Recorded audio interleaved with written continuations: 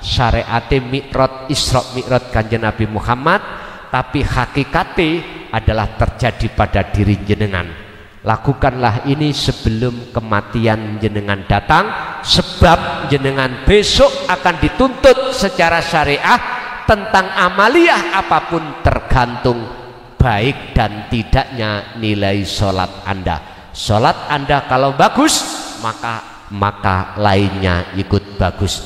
Jikalau sholatnya jelek, maka lainnya juga jelek.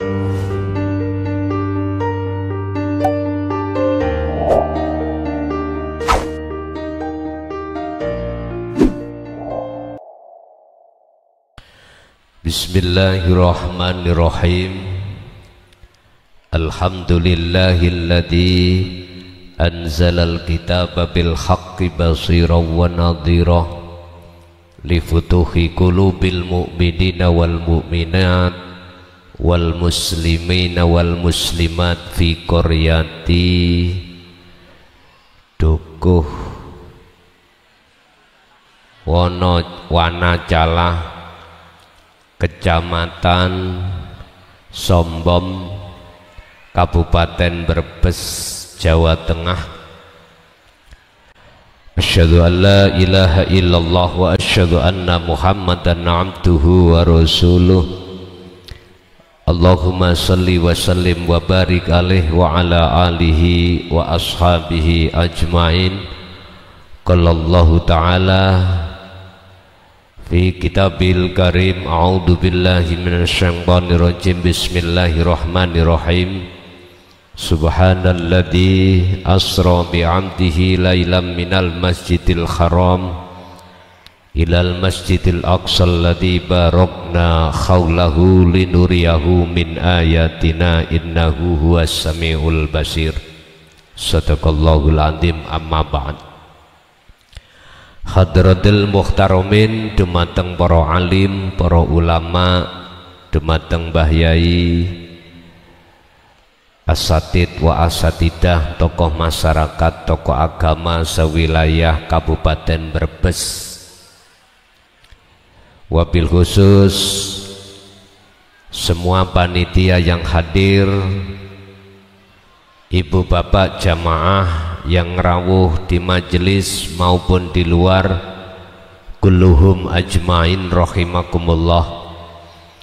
Puji syukur kita panjatkan ing ngersa dalam Allah Subhanahu wa taala, di mana kita pada kesempatan malam hari ini Allah memberikan anugerah terhadap kita, yaitu terselenggaranya acara pengaosan taklim muta'alim di wilayah Brebes dalam rangka Isra Mi'raj Kanjeng Nabi Muhammad sallallahu alaihi wasallam.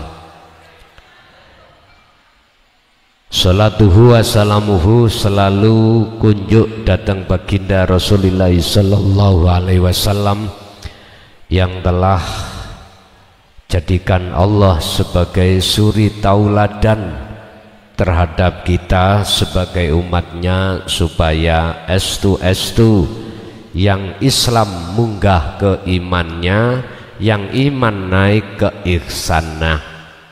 Oleh sebab itu, untuk pembahasan kita pada malam hari ini khusus masalah jalur tasawuf, khusus masalah jalur tauhid, yang kami ambil dari surat Al-Isra ayat 1.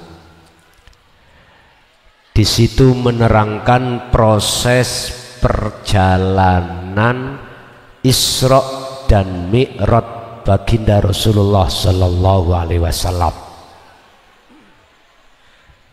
Dan inilah cara bagi kita sebagai umat untuk mengihsankan iman.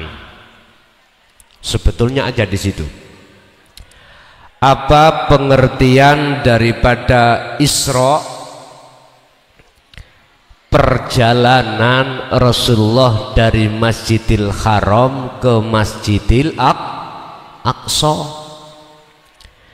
Itulah bentuk proses perjalanan kita sebagai umat baginda Rasul di tengah-tengah menjalankan hukum syari. Niki Isra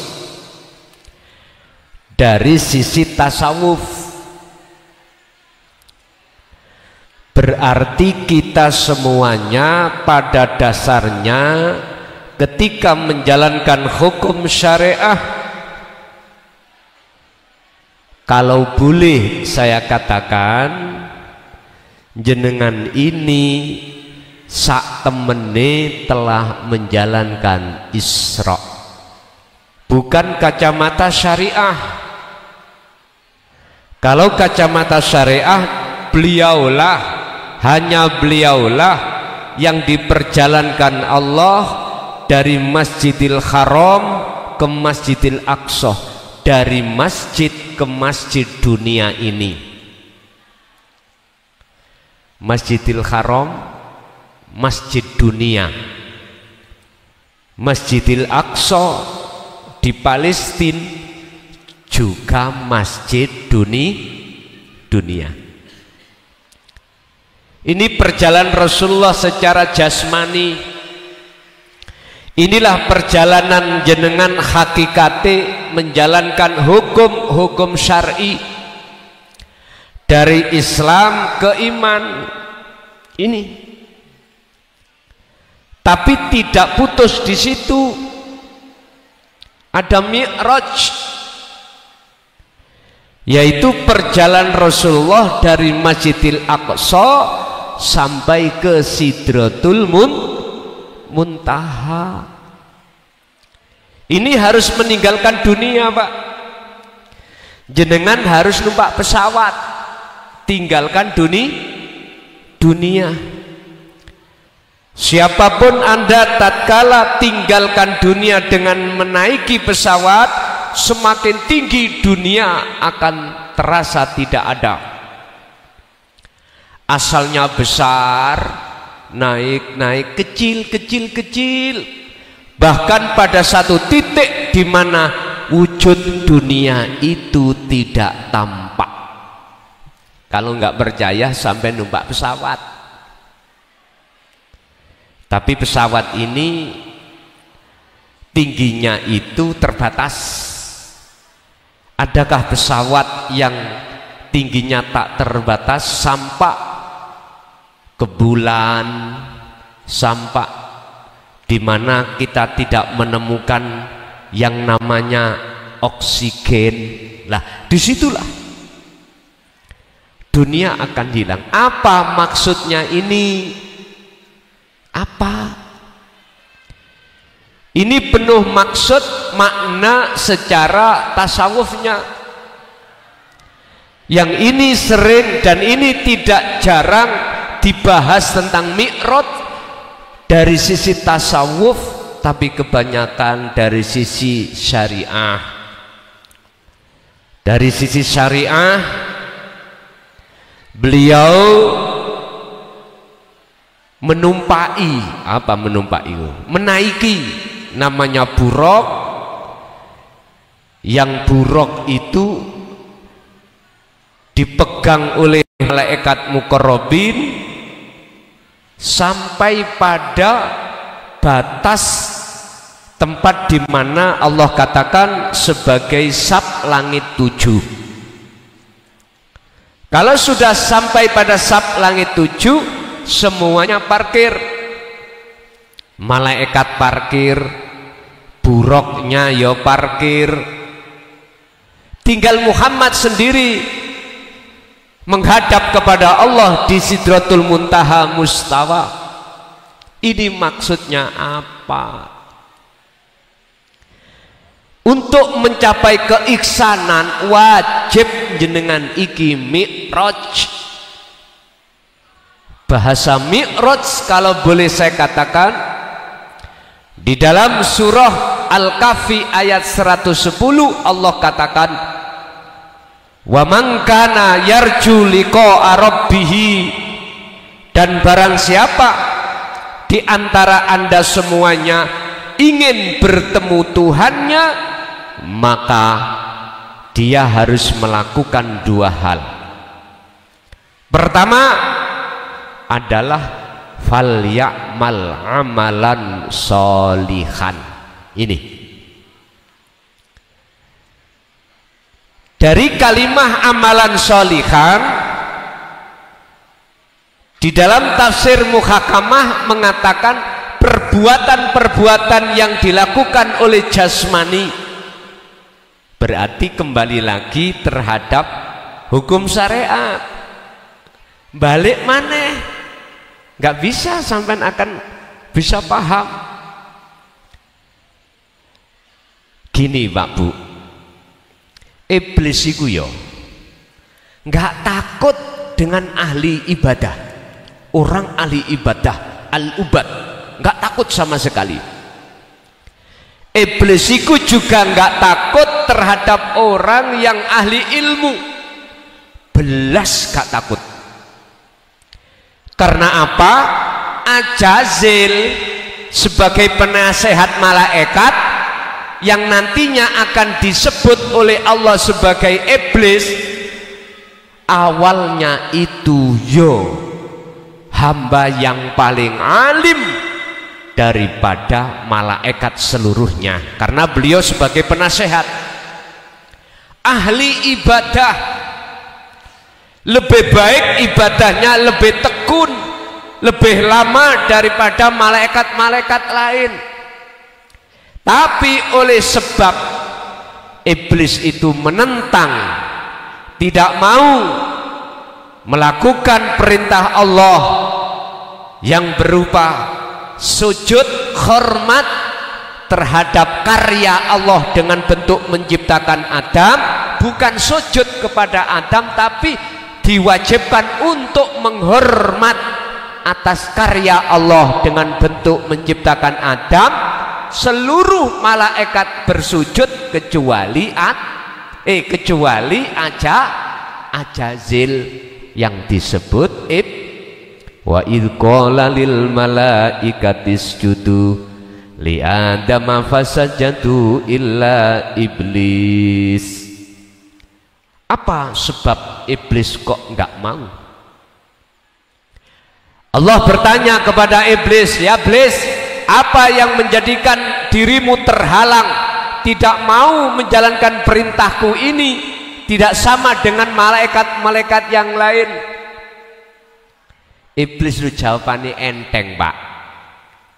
Gusti, luweh apik mana saya dengan Adam? Ana khalaqtani min nar wa khalaqtahu min tin. Aku kau jadikan dari api, sementara Adam dari tanah liat. Logika nggih? Logika.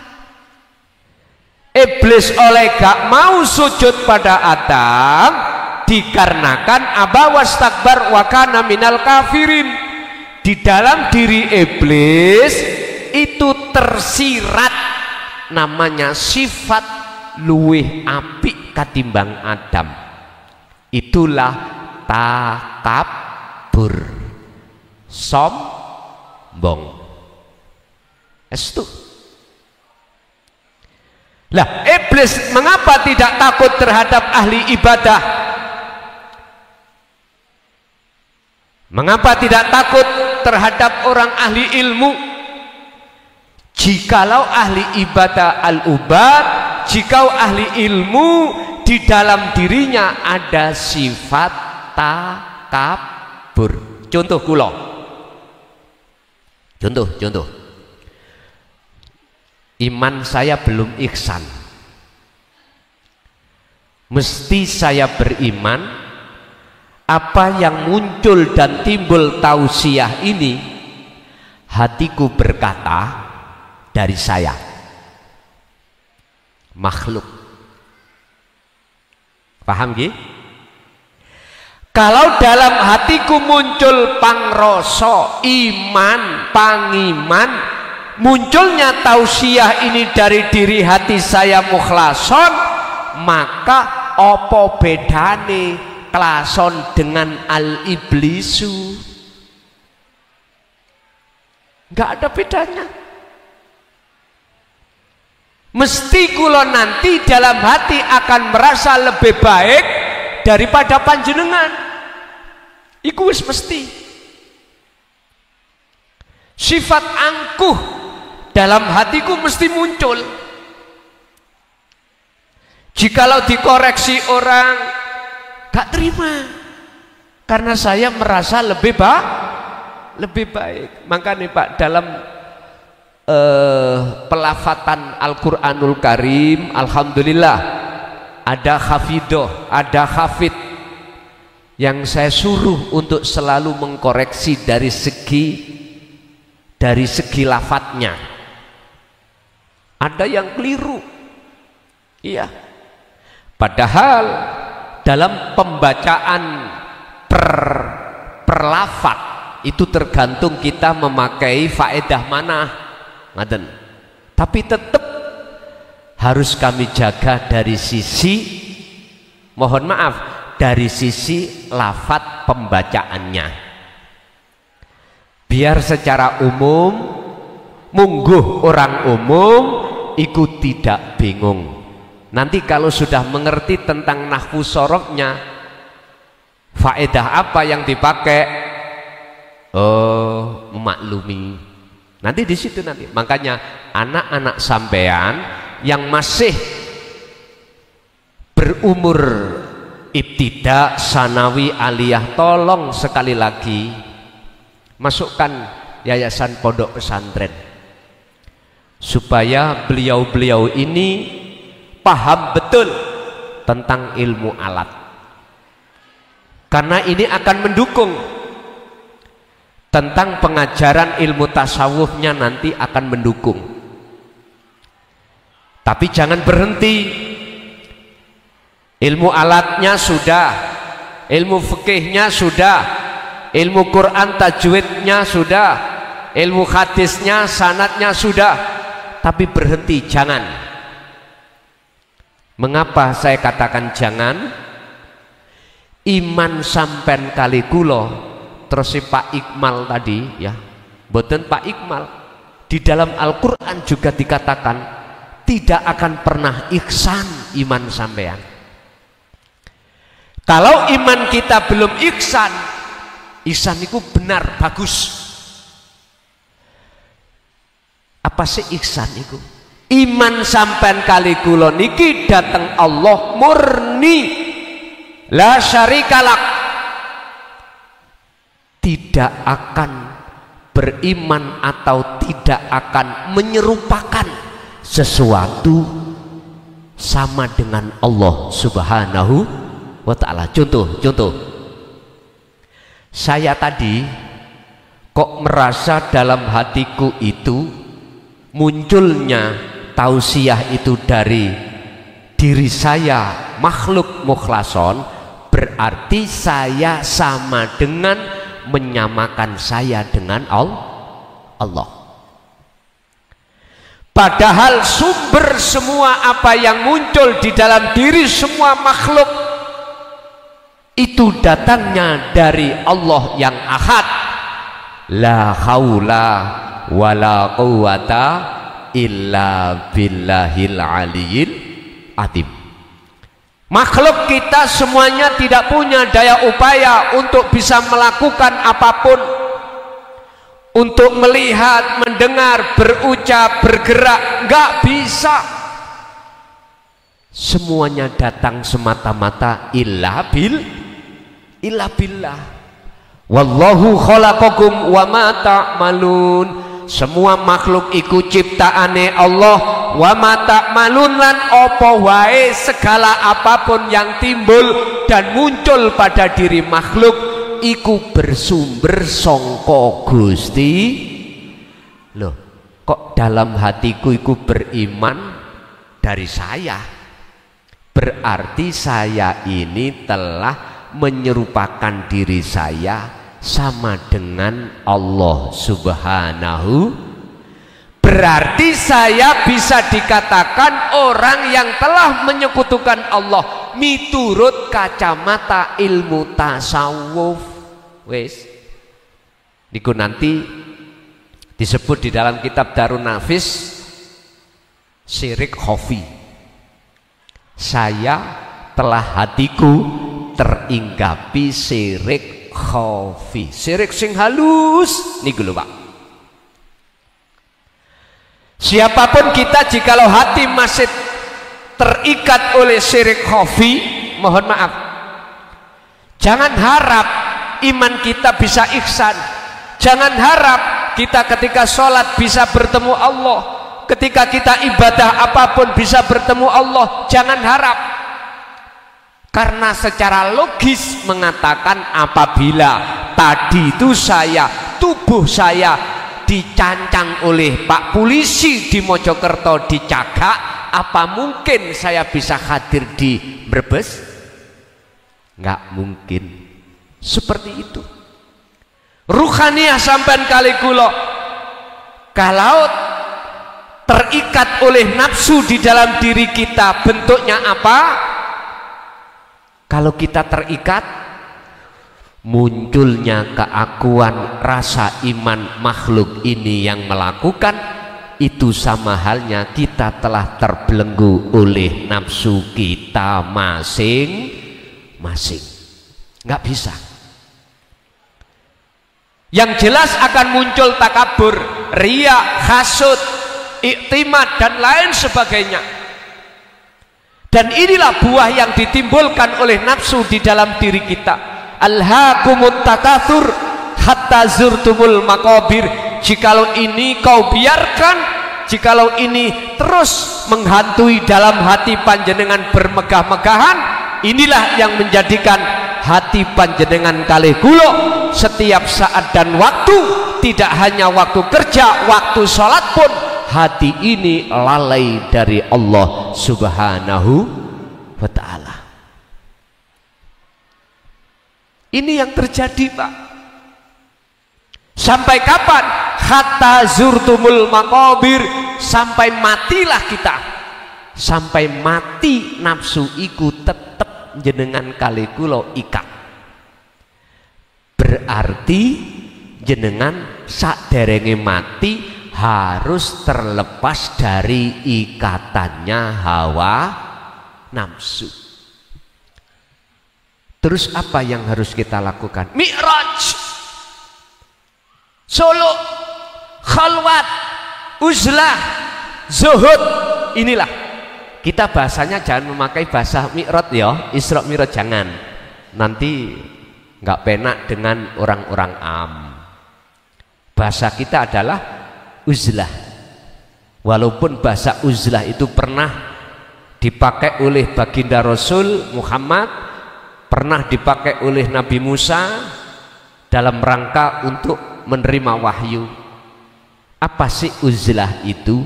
Apa sih khalwat itu? Yakfur bitauhuti wa yu'min billah. Tinggalkan iman-iman selain daripada Allah al-haq. Sinten Allah al-haq? Ilahukum ilahu wahid. Itulah Tuhan yang Maha Esa. Tuhan yang Maha Esa. Manakah Tuhan yang Maha Esa? Itu tidak jauh dari jenengan Bapak Ibu. Wa idza sa'alaka ibadi anni fa inni qaribun. Muhammad katakan terhadap hambaku, jikalau bertanya aku di mana, katakanlah sesungguhnya aku ini dekat. Dengan aku inilah akhirnya si A si B bisa berkumpul di sini. Dengan akulah, kata Allah, nafas ini bisa keluar dan masuk. Dengan akulah Allah, mata bisa melihat, telinga bisa mendengar, mulut bisa berbicara, jantung bisa berdenyut, darah bisa berputar, ginjal bisa menyaring toksin-toksin atau racun-racun sehingga tidak meracuni peredaran darah. Itu sebab semua karena wujude Gusti Allah. Nyun sewu. Mana yang dikatakan mi'raj Rasulullah ini, ayatnya harus diteruskan. Dialah Allah dat yang maha suci, subhana maha suci sopo Allah. Allah yang dimaksud adalah ilahukum ilah wahid, yaitu Tuhan yang maha esa, Tuhan yang maha suci. Iku alladzi sifate kang arsala kang apa asro kang ngelakokake sopo alladzi ngelakokake bi abdihi kelawan kawulane Allah, yaiku maksude Muhammad. Ini jenengan iki ya kuwi sejatine urip sing ngelakokne jenengan kali kula di tengah malam ini dari rumah masing-masing ke Brebes, tepatnya di Gor Dowir, di Gor Dowir.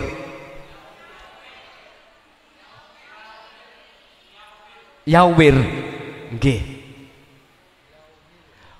Urip iku dulur sing wonten diri jenengan sing nglakokno jenengan sampai dumugi gor ini.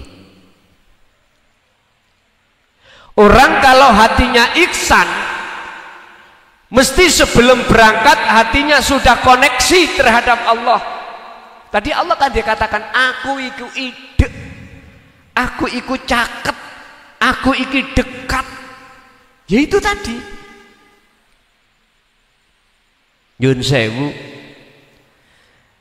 Muhammad yang dimaksud adalah hamba. Jenengan tidak laki, tidak perempuan, makhluk semuanya. Bi abdihi, hambanya yang digendaki oleh Allah jenengan. Lailan ing dalam waktu malam, di dalam waktu malam ini mohon maaf, estu mohon maaf. Kalau jenengan wau ketika saat di rumah hati sudah yakin olehnya jenengan bisa sampai ke sini, hati jenengan iku yakin seyakin-yakinnya bahwasanya tidak ada Tuhan kecuali akunya Allah, berarti jenengan tadi mi'raj. Iku lho hakikate mi'raj, berarti jenengan solo, berarti jenengan telah melakukan uzlah. Uzlah iku ya Pak ya Bu, bukan harus mlebu kamar ninggalno anak istri, tidak hanya itu aja terus berzikir pada Allah, bukan itu aja. Jenengan walau berangkat umpama ati sampean iku sudah berkembang, imannya menjadi ihsan, ihsannya sudah istiqomah, mesti ning ati jenengan itu merasakan kehadiran Allah yang memperjalankan jenengan. Akhirnya sepeda sudah tidak ada, mobil sudah tidak ada. Berarti olehnya kami bisa hadir di sini semata-mata karena Allah. Pengakuan untuk bisa hadir nggak ada dalam hati jenengan. Kalau jenengan yang mengaku-ngaku bisa hadir, nggak ada. Justru pengakuan yang ada di dalam hati jenengan adalah akunya Allah. Semuanya begitu. Berarti jenengan niki telah tinggalkan dunia. Ibarat orang numpak pesawat, pesawatnya sudah land apa? Munggah nih kok. Take apa? Apa namanya? Take off, wis pokoknya mabur ngunai. Berarti pesawatnya sudah mabur. Cara Kanjeng Nabi sudah tinggalkan Masjidil Aqsa, numpang buruk naik ke sat langit 7 sampai Sidratul Muntaha. Sat langit 7-nya itu Pak, laksana jenengan itu ketika kholwat Allah membuka alam mukasyafah. bertemulah para malaikat, bertemulah bangsa jin, bertemulah iblis, bertemulah neraka, bertemulah surga. Itu semuanya ke buku makhluk. Disebut sebagai alam mukasyafah adalah alam penghuni bangsa makhluk yang gaib. Pertanyaannya, apakah orang khulwat uzlah itu wajib mengalami ini? Tidak. Iku suka-suka Allah. Dibuka pintu mukasyafah monggo, tidak dibuka Allah ya monggo. Ketika saat Rasulullah sudah melewati sab langit 7 alam mukasyafah, di situ akan tampak babul musyahadah. Cara jenengan pintu musyahadah, pintu kebukae alam gaibnya Gusti Allah. Kapan itu? Muhammad, kata malaikat, aku nggak bisa menghantar kau ke Sidratul Muntaha menghadap Allah. Nggak kuat aku. Buruk juga nggak kuat. Kamu sendiri yang bisa hadir menghadap bermuajah pada Allah. Tapi satu Muhammad, saya pesan, bacalah tahiyat ini.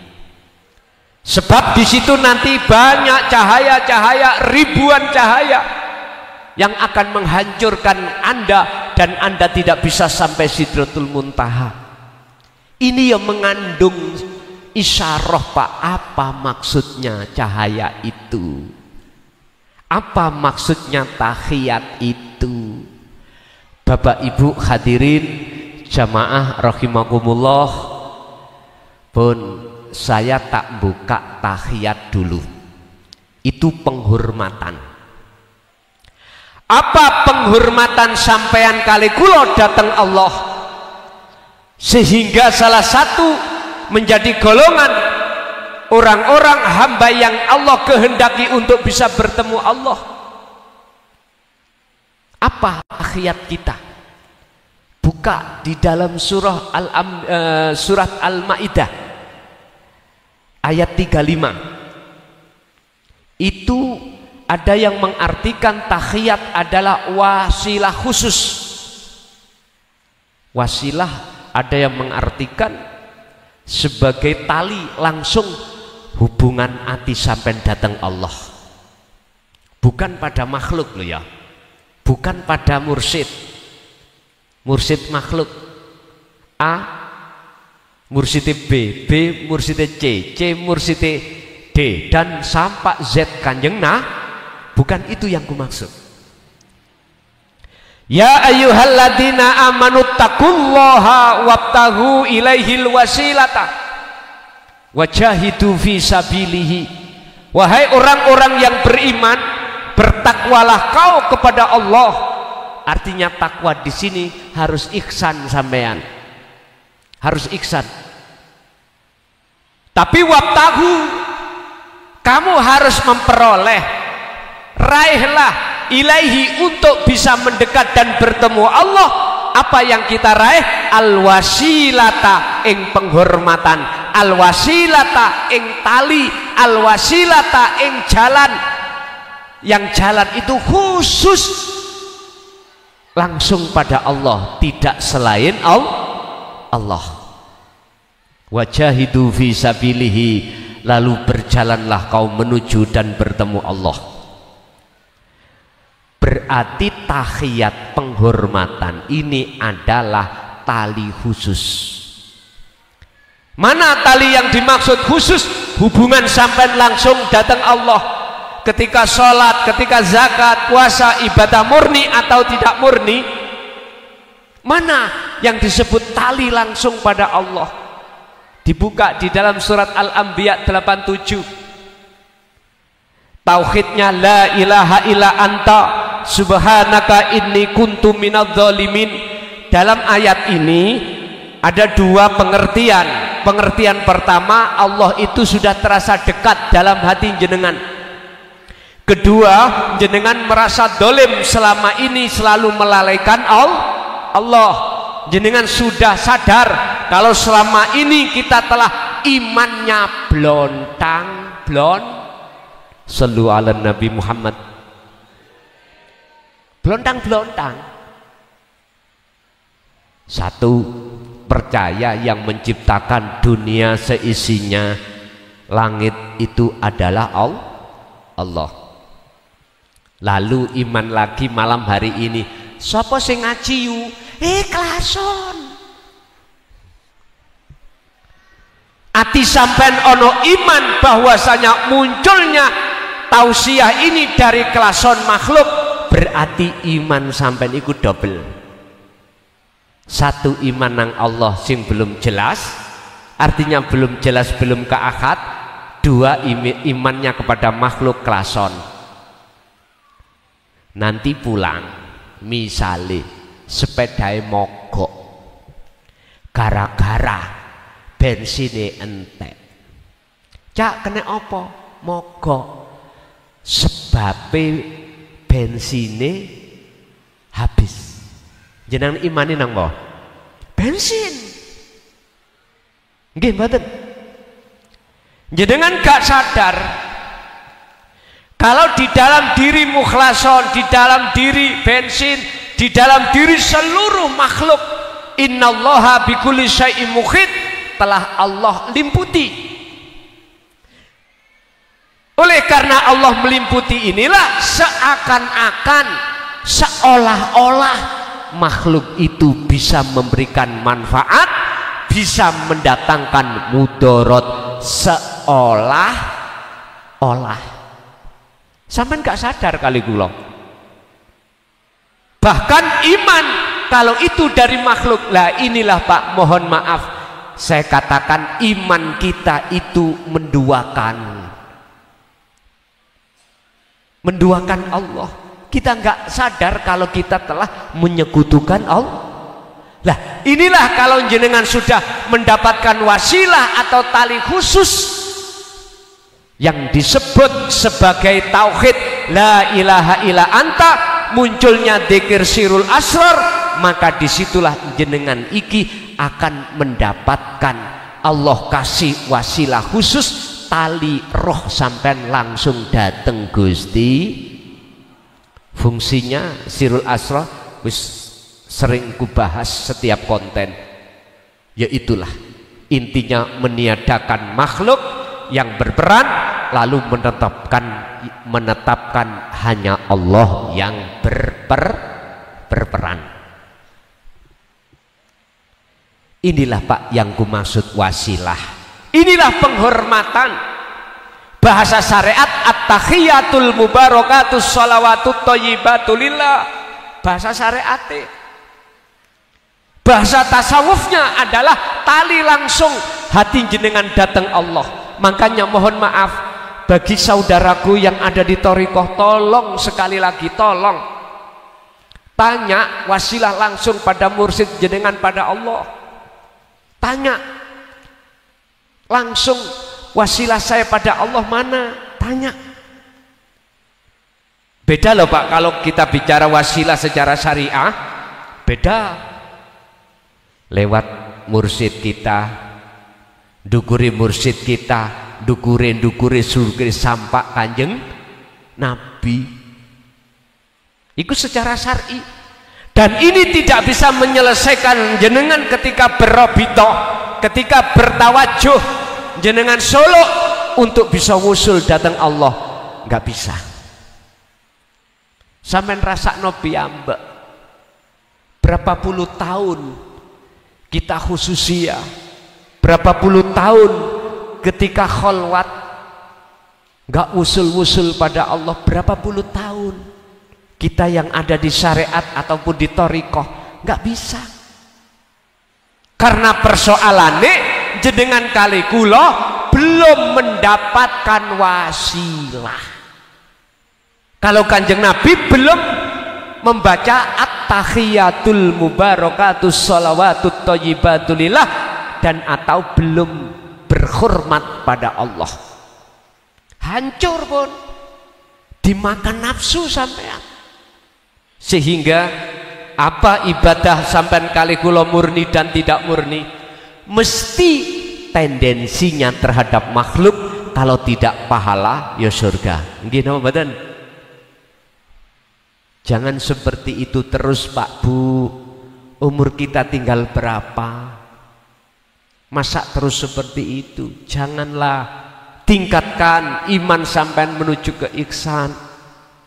Bapak Ibu hadirin, ketika sampean iku estu sudah melaksanakan wasilah tersebut ketika uzlah atau suluk, ketika Rasulullah sudah membaca tahiyat kepada Allah, maka disitulah yang disebut Muhammad sudah berada di Sidratul Muntaha. Coron jenengan sudah di makom musyahadah. Tandanya bagaimana? Ammal arif la yarawna li anfusihim syai'an. Ketika jenengan iki melakukan apapun, baik ibadah murni atau tidak murni, dan atau melihat makhluk lain melakukan ibadah murni atau tidak murni, hati jenengan kalih kula niki tidak melihat makhluknya yang melakukan. Hati sampean yang tertancap adalah keimanan hanya Allah lah yang bisa melakukan. Tapi cukup di dalam hati aja, jangan diucap di syariat, di dohir. Apalagi sampai mengucap itu di depan mereka yang masih tarafnya makom am, mesti tukaran, mesti sampai iki dilokno aliran sesat. Umpama sapa mancing iku? Gusti Allah. Lah, bahaya toh? Bahaya. Mengapa mereka mengatakan si A yang mancing? Karena dia itu melihat makhluknya. Ini orang am. Lah, orang al-khos, orang khusus, hatinya ahli syuhud, tidak memandang bahwasanya yang berbuat sumbernya perilaku pekerjaan itu dari orang, tapi semata-mata dari Allah Subhanahu wa ta'ala. Ini kudu sering sampean lakukan Pak Bu, luweh-luweh di bulan Rajab. Karena di bulan Rajab mengkisahkan, menceritakan perjalanan Isra Mi'raj Kanjeng Nabi. Bila perlu sampai kuat birriyadoh, poso, puasa di dalam Rajab ini. Gak kuat sampai maghrib tutup beduk. Misalnya beduk kruyuk-kruyuk, boleh Gus mangan, boleh. Penak toh? Penak. Wis jangankan sampai beduk, jam 9 sudah gak kuat melilit-melilit.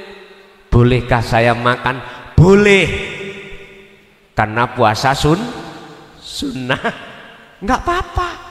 Sing penting jenengan sudah niat untuk riyadhah puasa. Tapi wal azkar, yang terpenting adalah dzikire ati sampean dengan memegang wasilah tadi untuk sampai pada Allah. Boten butuh waktu lama Pak Bu. Urusan jenengan iki ketemu Allah iku sak detik dalam aktivitas, 2 detik, 3 detik, 1 menit, 1 jam. Ini urusan Gusti. Jenengan jangan ikuti urusan Allah. Cukup bagi jenengan Syekh Ibnu Athaillah dawuh di dalam kitab Hikam, Al-Hikam, la tatruk, ojo ninggalno sira adzikra ing dzikir iki, wasilah iki, walaupun dzikir sampean li adami hudurika ma'allahi bihi, walaupun dzikirmu tidak menjadikan hatimu ketemu Allah atau hudur datang Allah, tetap dzikira. Terus hadis wau yang dibacakan oleh Bapak Iqmal, kuwi nek ora ngerti, nek ora iso melihat wujude Allah, hatimu harus merasa selalu dilihat oleh Allah, karena Allah sudah terasa dekat. Ya wujudnya ya urip ning awak sampean iki lho Pak. Teng mriku. Lah nafsu menggoreng sampean kali kula supaya ngaku-ngaku urip sampean. Kalau kita sudah terjebak di dalam apa? Pasangan nafsu ini mesti jenengan akan ngaku-ngaku iki gerakku. Akhirnya merantak terhadap seluruh dunia ini dimiliki semuanya. Padahal mohon maaf, inna sholati wa nusuki wa mahyaya wa mamati iku lillahi rabbil alamin. Kita makhluk enggak punya hak untuk apa-apa Pak. Hakikatnya lo ya, tasawuf itu mriku. Bapak Ibu hadirin jamaah rahimakumullah.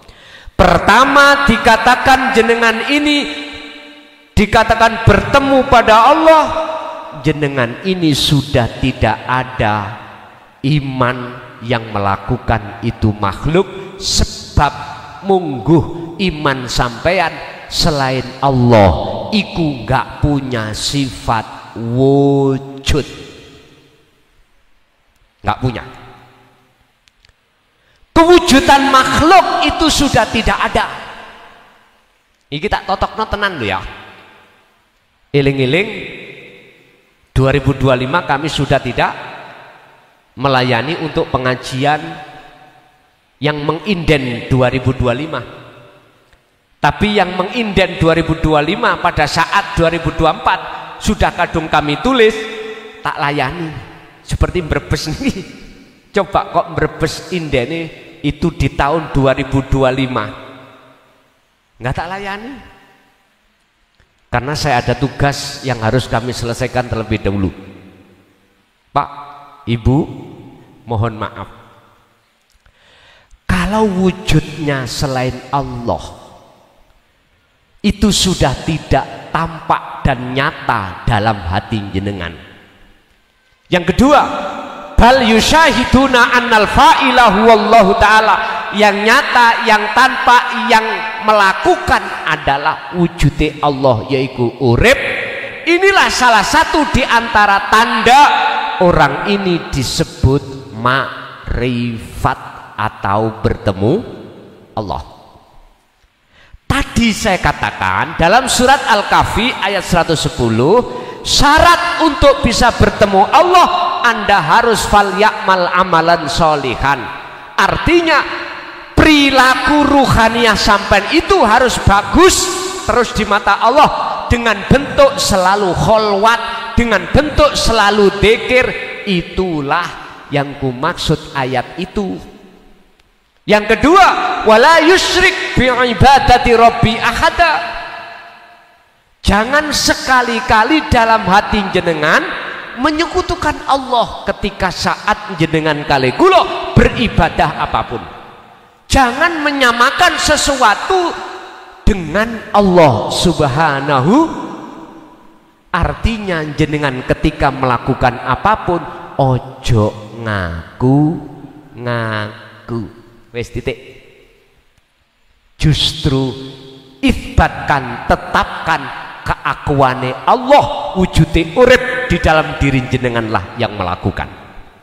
Inilah dua di antara tanda-tanda jenengan iki disebut sebagai orang yang makrifat atau ketemu Allah.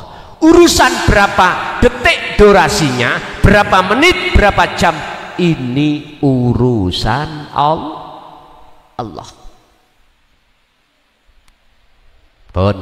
Nomor 3, salah satu di antara tanda-tanda kalau jenengan estu bertemu Allah dalam surat Yunus ayat 62-63, ala inna auliya Allah la khaufun alaihim walahum yahzanun.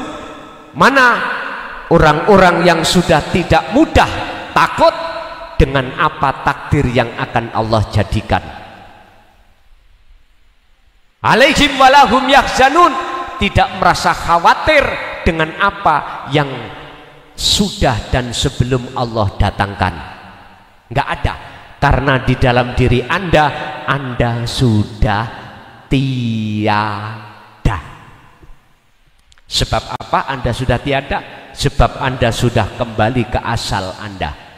Asal kita itu tidak wujud. Sekali lagi, asal kita makhluk itu tidak ada. Adanya sebab diadakan oleh yang ada, sehingga dijadikan nafsu untuk memaksa Anda merasa ada. Siapapun kita kalau masih merasa ada, jangan harap Anda akan tahu siapa sesungguhnya yang ada. Jikalau kau ingin tahu siapa sebetulnya yang ada, yaitu Allah dalam konteks wujudnya aku, kembalilah ke asal. Kalau Anda sudah kembali ke asal, berarti Anda tidak ada, nyatalah yang ada. Berarti yang bisa melihat wujudnya Allah itu Allah sendiri. Itulah yang disebut kul huwallahu ahad. Allah itu esa, ada di situ. Hati jenengan selalu beriman semua yang memberikan manfaat dan mendatangkan mudarat datangnya semata-mata dari Allah Subhanahu wa ta'ala, tidak dari makhluk. Kalau nggak percaya, mohon dibuka dalam ayat 188 surat Al-A'raf, kalau nggak salah 188. Ini langsung pernyataan Rasulullah Muhammad Shallallahu Alaihi Wasallam yang disuruh Allah mengatakan, kul, katakan Muhammad, nopo Gusti yang ku katakan di dalam diri Muhammad niki beliau, aku ini tidak bisa mendatangkan manfaat atau mudarat illa masya Allah, kecuali jikalau itu dikehendaki oleh Allah. Berarti jikalau Rasulullah Muhammad itu bisa mensyafaati terhadap umatnya, seakan-akan aslinya siapa? Allah sendiri.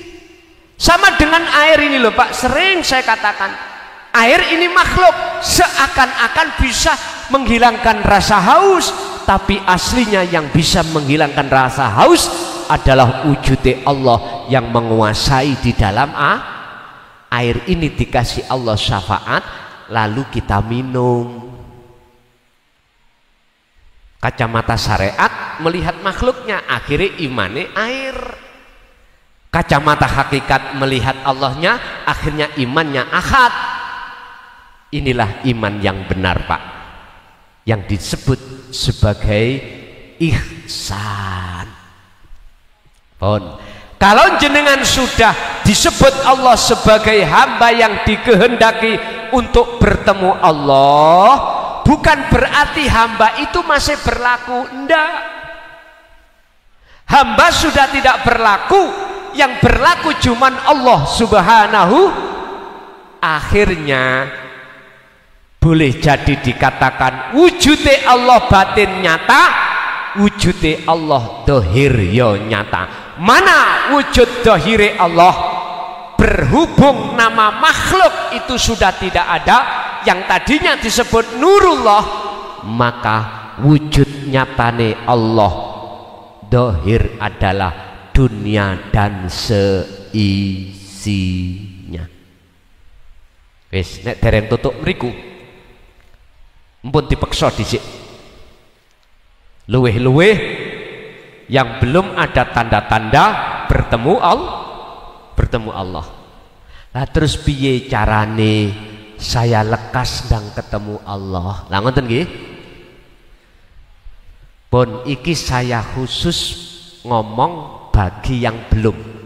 Yang sudah, ya sudah, tinggal melancarkan aja, mengistiqomahkan aja. Gini. Wadhkur surat Al-Insan 2526 dan atau surat Al-Ahzab ayat 4142. Allah katakan, Muhammad, wadhkur isma rabbika bukratan wa asila, pagi siang, sore, hatimu selalu berzikir pada Allah. Harus. Sing dimaksud zikir niki Pak Bu, dzikron katsiron, sejatine zikir, zikir tanpa ngucap tapi merasa, sadar, wujud sampean kali kula hakikate ora wujud. Nyun sewu, pergerakan apapun makhluk itu bukan pergerakannya makhluk. Semua itu bersumber dari Allah. Anda akan hilang, perbuatan makhluk ini hilang, dengan catatan kalau wujudnya makhluk itu sampai tiadakan. Caranya berzikirlah selalu, hatimu dzikir sirrul asror. Dengan begitu nanti akan sampai pada la ilaha illa ana. Artinya fana'u dzikri, artinya sing muncul dalam hati sampean bukan agune makhluk, karena makhluk sudah tiada, akan muncul agunya Allah. Nggih niki disebut mi'raj, pun sampai pada Allah. Setelah mi'raj Rasulullah bertemu Allah, apa oleh-oleh yang dibawa? Ternyata jawabannya di Quran as-sholah. Lah ngono nggih. Khafidu ala sholawah was sholatil wusta wa qumu lillahi qanitin. Terkait masalah sholat niki yang dibawa oleh Rasulullah setelah setelah beliau bertemu Allah sampai menjadi 5 waktu. Iki maksudnya ya napa? Sholat niku Pak identik dengan nyembah. Nyembah yang benar adalah ketika saat hati jenengan secara hakikat bertemu Allah. Itulah nyembah yang benar. Inni wajjahtu wajhiya lillati fataras samawati wal ardo hanifan wa ma ana minal musyrikin.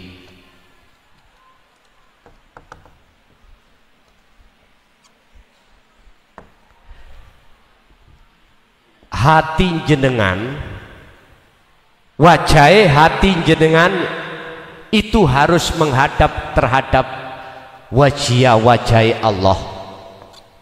Hidup itu bukan terhadap sifatnya. Apa sifatnya? Lillati fataras samawati wal, bukan terhadap sifatnya lewat kuasanya. Di situ lillati fataras samawati wal ardo. Samawati wal ardo artine nek salat ning ati ojo eling urusan dunya. Ngoten lho karepe. Mboten saged Pak. Seeling ae nanggone ibuke. Eling pake, apalagi habis punya anyar-anyaran kenalan, podo senenge, aduh sholat iku ketok gambare ae. Ngene iki Kang Mas lagi apa ya? Apalagi sing anyar-anyaran punya mobil, Allahu Akbar, gak digawa maling akhirnya. Eling-eling. Kita tetap akan memandang, melihat, menghadap wajah ruh kita itu terhadap isinya samawati wal ard. Bagaimana kalau kita masih tetap di sini? Dalam ayat itu dikatakan wa ana minal musyrikin.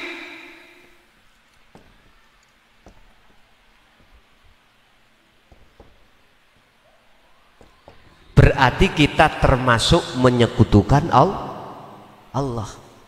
Tapi jikalau betul-betul ini wajah tu panjenengan menghadap terhadap Allah, maka ada manafi di sini. Sebelum ana ada wama. Ana minal musyrikin. Dan saya sudah tidak lagi menjadi golongan orang yang menyekutukan Allah. motivasi saya, janganlah kau mati dengan membawa persekutuan. Janganlah kau mati dalam hatimu masih ada syirik, sekalipun itu syirik khafi. Syirik ini yang jarang dibahas di tengah saudara kita di syariat atau di thariqah, jarang, bahkan tidak pernah. Akhirnya jenengan kali kula waktu sholat sok-sokan sholat, sing penting gugur kuah. Ya Allah, kalah arek TK. Jenengan iki lho brengose wis putih-putih, rambutnya ya putih, makanya kula gondol.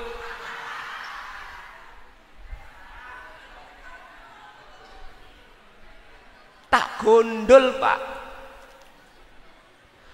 blek putih kabeh, cek muncul putih mesisan. Lah kula semir putih yo gak putih-putih, sampai bingung, kapsalone lho sampai bingung.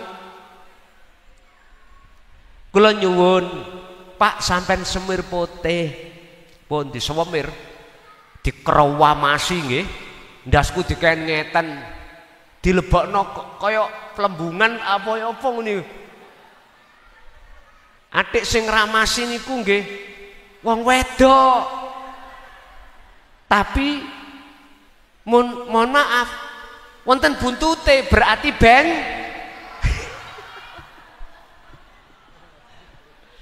Wonge wayu tibake Allah bencong. Sampai 3 kali tetep gak gelem putih. Wis nek ngono jalan siji tak gondol ae. Ngene iki. Tanggal 1 Rejab mulai tak gondol kala wingi, sret. Enak isis kalau. Ibu-ibu aja melok-melok gondol, Bu. Aja nek Pak ra apa-apa, monggo. Pun selama iman kita belum ihsan, selama kita belum ketemu Allah, nggak bisa Pak siapapun kita. Ketika sholat munajat bisa bertemu Allah, mboten saged, mboten saged. Wis jenengan kali kula nikilah yang sudah yastami'unal qaula, mendengarkan ajaran Allah di jalur dinut tauhid, sudah beriman, fayattabi'una ahsanahu, dan melaksanakan zikir.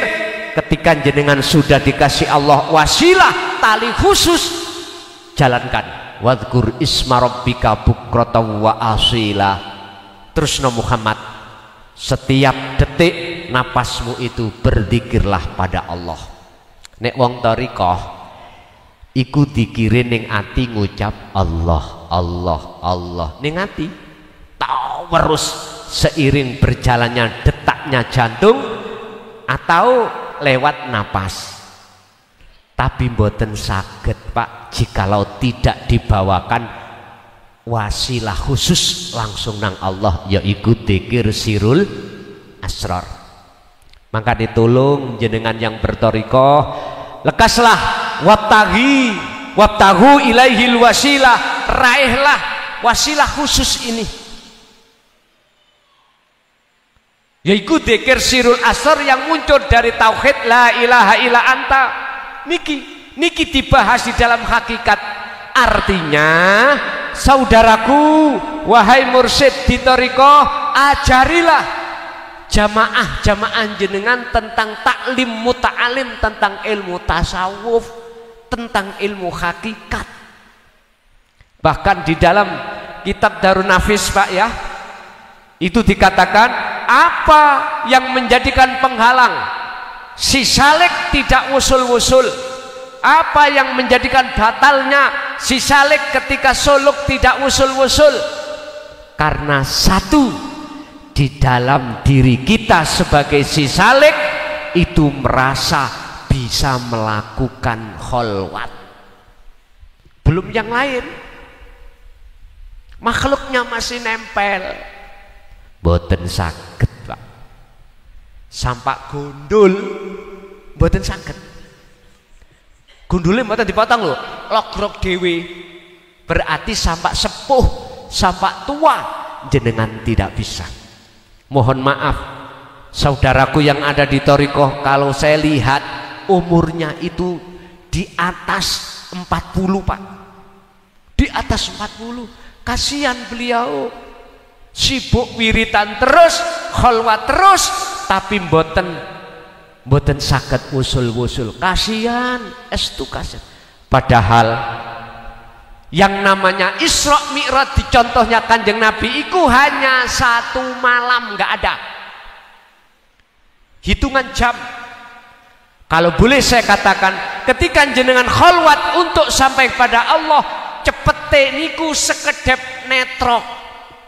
Ini apabila jenengan langsung melepaskan keakuan diri dari segala apapun, barulah niku cepat sampai urusan lama, dan tidak, itu bukan urusan kita tapi urusan Allah Subhanahu wa ta'ala. Pun dados jenengan sing belum carane, jenengan terus lakukanlah dzikir sirul asr itu di setiap aktivitas panjenengan. Cukup hati jenengan aja. Tapi bagi jenengan yang sudah wusul,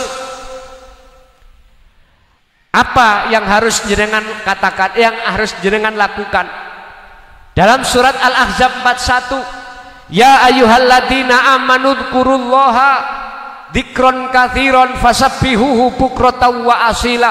Masuknya di dalam ayat 42, fasabbihuhu bukratan wa asila. Bila mana? Bila mana sesuatu selain Allah masuk di dalam hatimu, lekaslah, bersihkan lagi dengan cara nafi isbat, dengan cara jenengan iki menafikan makhluk dan mengisbatkan Allahnya pun. Iku Anda lakukan terus menerus. Abot Pak, nggih memang awale abot, nanti soyo suwe lama kelamaan berat menjadi ringan. Bapak Ibu hadirin, itulah sekitar proses perjalanan baginda Rasul ketika Isra dan Mi'raj. Mi'raj adalah proses perjalanan ruhaniyah, tinggalkan selain Allah. Berarti kita meninggalkan alam dunia menuju alam akhirat. Liman kana yarjullaha wal yaumal akhirah wa dzakarallaha katsiran. Al-Ahzab 21 sebagai teladan Kanjeng Nabi. Masuklah kau wahai hambaku atau umatku ke alam akhirat ini dengan cara liman kana yarjullaha, hatimu harus ada keinginan untuk bertemu Allah. Otomatis wa dzakarallaha katsiran, urusan zikir terus menerus itu tidak boleh jenengan abaikan. Inilah teladannya Kanjeng Nabi. Apa yang jenengan lakukan untuk bertemu Allah lewat wasilah khusus itu, ini sudah diteladankan Kanjeng Nabi di dalam surah Al-Ahzab ayat 21. Bapak Ibu hadirin jamaah rahimakumullah, itulah materi apa pada malam hari ini yang mengkisahkan syariat Mi'raj, Isra Mi'raj Kanjeng Nabi Muhammad, tapi hakikatnya adalah terjadi pada diri jenengan. Lakukanlah ini sebelum kematian jenengan datang, sebab jenengan besok akan dituntut secara syariah tentang amaliyah apapun, tergantung baik dan tidaknya nilai sholat Anda. Sholat Anda kalau bagus, maka lainnya ikut bagus. Jikalau sholatnya jelek, maka lainnya juga jelek. Udah, itu aja apa yang bisa kami sampaikan. Alhamdulillahirrabbilalamin. Video telah kita simak. Semoga apa yang disampaikan oleh beliau bisa bermanfaat. Kami selaku admin memohon maaf yang sebesar-besarnya.